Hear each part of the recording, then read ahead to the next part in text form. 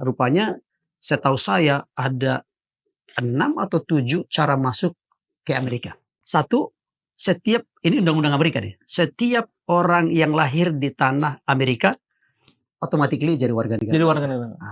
Tidak jadi soal bapaknya legal atau tidak legal. Kedua, kalau dibilang lotre kan mainannya judi. Ya, betul. Tapi Amerika melotre loh warga negara, imigrasinya. Oh ya, itu.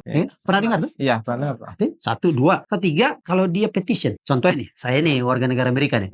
Saya bisa petisi mama saya, ito saya, adik saya. Bisa petisi. 3 nih. Keempat, bisa dari pekerjaan. Alasan pekerjaan. Iya. Dan yang paling banyak perkawinan. Oh ya.